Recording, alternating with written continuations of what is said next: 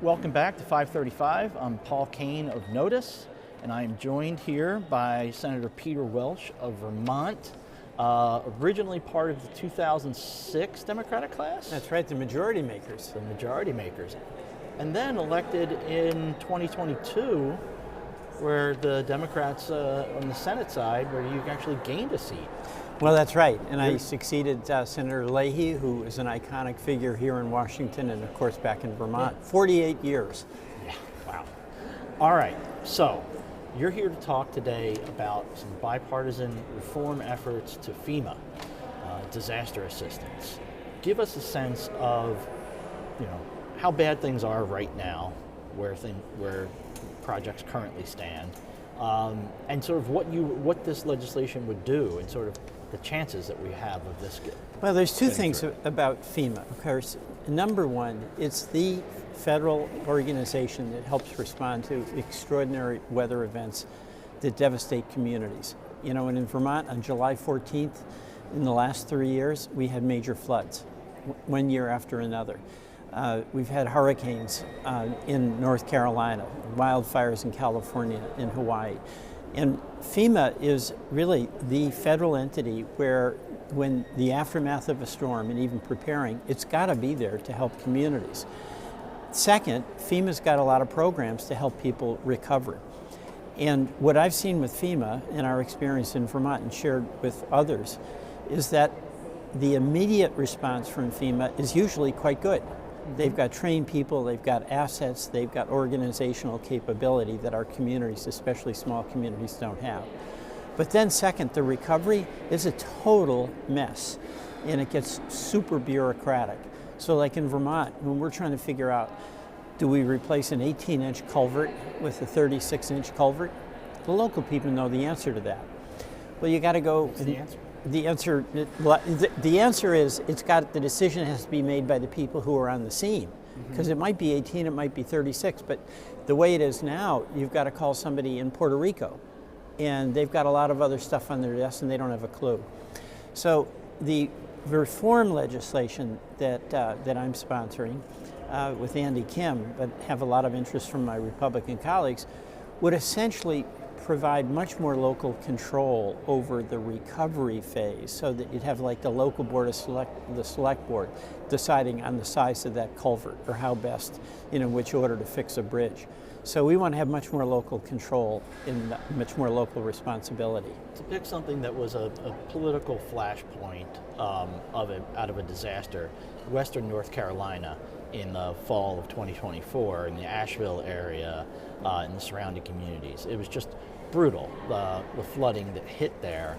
And that was, President Trump was running, then former President Trump at the time, was, bashing Biden's FEMA for not getting things done.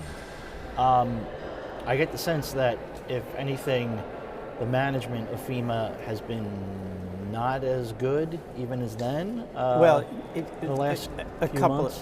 We had Kristi Noem was the head of Homeland Security, and FEMA is under Homeland Security, and she did two things that were really terrible. Number one, she politicized it, so she said that no contract over $100,000 can be approved unless she signed off, and that's where Corey Lewandowski, her special government representative, there's a lot of suspicion that they were making money on this, or he was. And it totally held up any relief going to do even debris removal. And then secondly, she said she wanted to abolish FEMA, just wanted to get rid of it. And my view on that is that when she can guarantee North Carolina that they won't be in the path of a hurricane, or Vermont that we won't have a flood, sure, that's time. But weather events are going to occur despite what Kristi Noem says. So she really was undermining it, saying it had to be, basically saying it should be abolished, and also personally impeding getting any delivery out to help folks in the aftermath of a storm.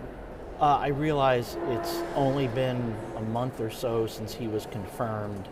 Mark Wayne Mullen, a former senator, a former House member who you served with.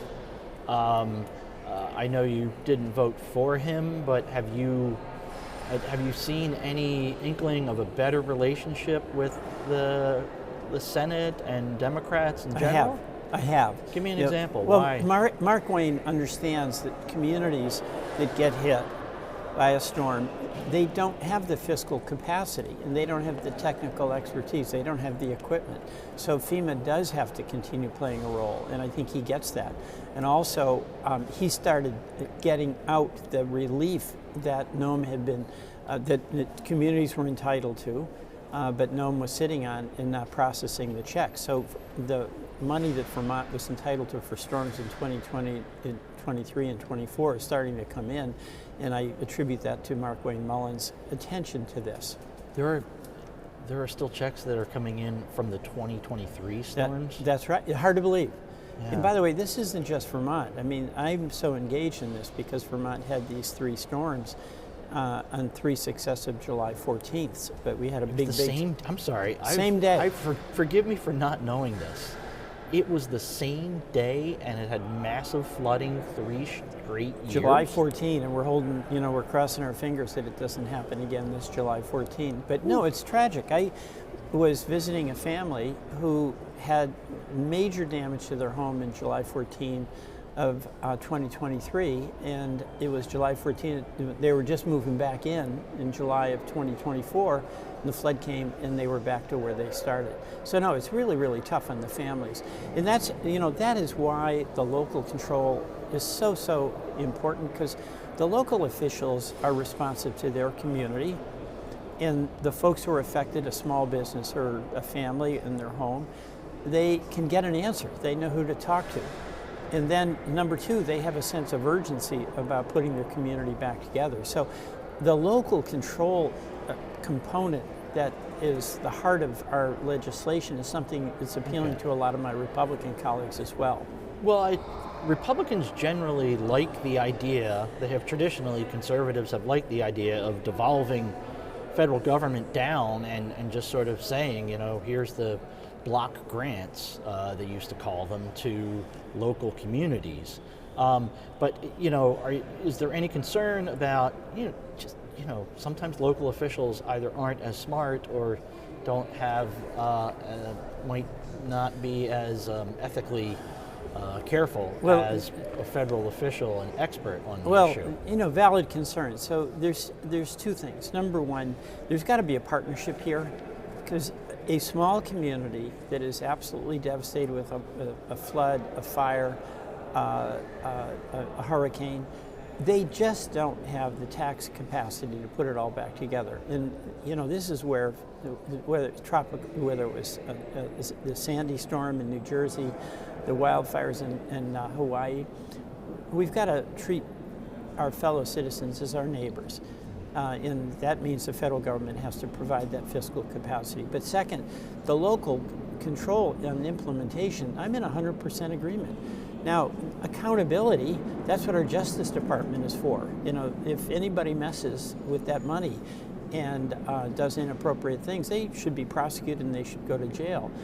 But you really cannot get around the reality that if you're talking about my community, let's say in Montpelier, where we had wicked flooding, the folks in Montpelier are going to be in a better position and feel much more urgency to get that solved than folks that are affiliated with FEMA but may be stationed in Texas or Puerto Rico. And I would imagine that Secretary Mullen, coming from Oklahoma, basically right there in Tornado Alley, they've had some really horrible natural disasters there. He's got to be pretty familiar with FEMA and how it works and doesn't work. That's right. So, again, these events are happening, and they're happening with more frequency, and they're more devastating. And the NOM approach was, we'll just abolish FEMA, and the communities have to survive and recover on their own. They can't do it. So that's just, like a neighbor refusing to come to the aid of his or her neighbor with a hose when the neighbor's house is burning down. Is kind of a cruel approach. Also, FEMA is totally messed up in some ways with this oversight. You asked about accountability because we have to have it. But we have spent more money in monitoring debris removal than we spend on the actual debris removal itself.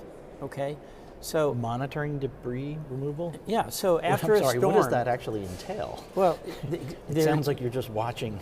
that's the point. Okay, Okay. you know, they would hire people to make sure that the contractors who were picking up the fallen trees and all of the debris and everything that happened, like in a devastating, you mentioned North Carolina, they would be paying people, contractors, to pick up the debris. You got to get it out. But they'd be paying as much or more to people who were like looking over the shoulder and monitoring what they're doing. And it's absurd because, you know, with like drone technology, you can really get an assessment of how much debris is out there and do a contract that you could bid out to a local contractor. So there's real reforms that we could make in how things are administered that would save an immense amount of money. In my view is that you really want to have the maximum amount of money going to helping the community recover, helping those small businesses reopen, helping those families get back in their homes. And there's a real push inside Democratic think tanks, policy folks who are trying to say that one of the things Democrats need to do, and this is sort of getting back to like the Clinton Gore days of, we got to make government work so that people see it functioning in the right way, in the right manner. Because there are a lot of people who just sort of look at government as this sort of corrupt entity in a way where it's just inefficient. We're inefficient, yeah, and I agree with that. I mean, honestly, it was so heartbreaking to be meeting families, as I did after these storms, and 6 months or a year in, you know, they've recovered from the initial trauma, but they are struggling to get an answer, one way or the other. Do they get a buyout for their home? Does their business get a loan to get back on their feet? And they're alone on that. You know, in the immediate aftermath of a storm, everybody is there helping muck out the basement and coming over with food to help them get through that initial. But then everybody goes back to their lives. But if it's your home, you don't have your home.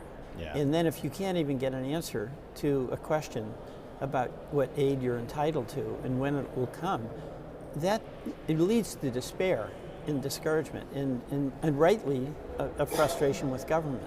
At one point earlier this year, you hosted a meeting with 2 or 3 former FEMA chiefs. Right.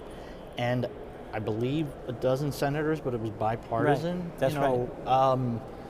I don't want to do anything to blow up those talks, but you know, where are you in the process of trying to get this turned into law, turned into a real reform? We are, number one, we convene and I think share some principles. The folks who were there all have experienced weather events. And again, the weather events have no political favorites. No. You know, you're Republican or Democrat, you can't dodge the storm that's coming your way.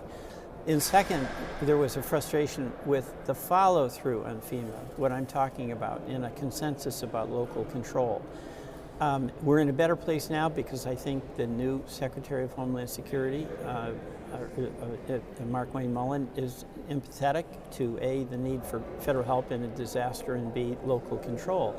So we had to wait around. It's good that Noma's gone because she was a total obstacle to this. So I have some optimism that we can make some progress on this. I don't want to push you too hard, but when you say optimism, is this something that, can be wrapped up and included in some must-pass bill later this year? Or well, that would be the goal, but I don't know that it will be. Okay. I mean, I think the next thing we would like to do is get together with Mark Wayne. He also has appointed a new head of FEMA, so they're getting back on track now that Nome is gone, and I think they'll act in good faith. And also, Mullen does have good relationships with members of the Senate where he served. Now, the $64 question is always where President Trump going to be? Because what my experience very clearly is unless he gives the okay, then my Republican colleagues tend not to challenge that. Yeah, would you, if the Democrats were so lucky to win the majority next year and actually have control over some of these gavels, do you want to do some more investigating and digging around in FEMA and how that all unfolded? And, you know, especially with Nome and Lewandowski Absolutely. and the $100,000. Look, it stinks, all right? And there's a lot of indicators out there that what Nome was doing and Lewandowski was doing was not on the level. And the Inspector General is now investigating that. Press is investigating it. And there's a lot of stories about whether there were kickbacks or not. I don't know for certain. But why in the world would you have a limit on the contracts that had to be personally approved by Nome, other than to either A, stop the aid from going out, or to be in on the action when the contract is going to be let? So I think there's a lot of suspicion about the Lewandowski-Nome regime. It really was one of those things that I heard about all the time.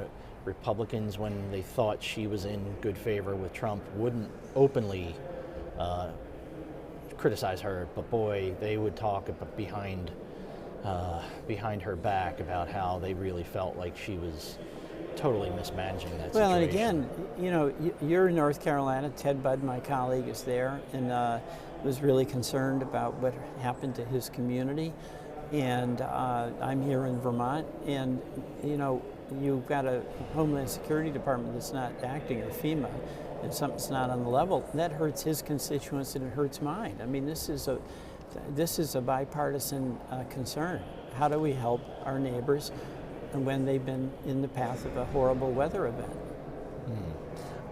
Do you think, how much of this was, they were so focused on immigration and border security that they just took their eye off of what was another critical piece of the... She didn't care. I mean, look, bottom line, she said, let's abolish FEMA. How can somebody say that when each day or each month we're waking up and having enormous empathy when we see this incredible hurricane and flood in North Carolina, or those horrible fires and weather events in Texas?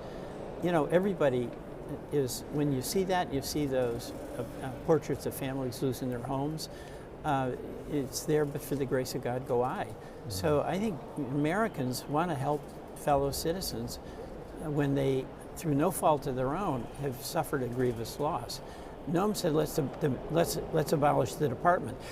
So it was not the kinder, gentler approach to natural disasters. Okay.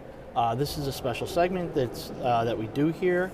We call it the 535 1 minute. It's kind of a reference to your old house days. I rise with the intention of disrupting the normal business. I ask unanimous consent. I ask unanimous consent. The senator from Nebraska is recognized. The gentlelady is recognized. The gentleman is recognized for 1 minute. Just sort of rapid fire.